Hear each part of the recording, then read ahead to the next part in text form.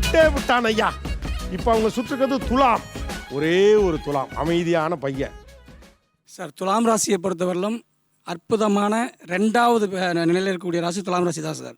இவங்க ஆசைப்பட்டது எல்லாமே இந்த வருஷம் அடைய போகிறாங்க சார். துலாம் ராசி இதுவரையிலும் பார்த்தோம் அப்படின்னா நிம்மதியான தூக்கம் இருக்காது. ஏதாவது ஒன்று திங்க் பண்ணிக்கிட்டே இருப்பாங்க. அது மட்டும் இல்லாமல் அவர்களோட தொழில் ரீதியாகவும் நிறைய பிரச்சனைகள் அவர்களுக்கு உருவாகிட்டு இருக்கும். இது எல்லாமே இந்த 2025 மே மாதத்துக்கு பிறகு மாற்றங்கள் உருவாக்கி கொடுக்கும்.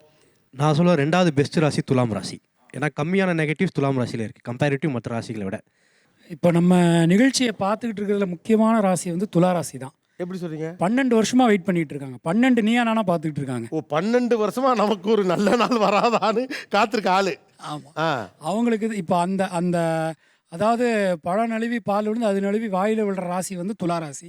ஓகே, துலாமுக்கு யார் கீடம் கொடுக்கிறீர்கள்? யார் கொடுக்கிறீர்கள்? ஐயா, ஹே என்ன தம்பி, துலாம் ஏகமா இருக்கேப்பா. 1 2 துலாமுக்கு, துலாம் 3, துலாம் 4, அடியப்பா என்ன ஊரே இறங்கிட்டாங்க. 5 6 கையில மாட்டி விடுறாரு. 12 13 அதே அப்பா, கல்யாணம் இல்லை தம்பி, காது குத்து வளகாப்பு எல்லாம் நடக்கும். கொண்டா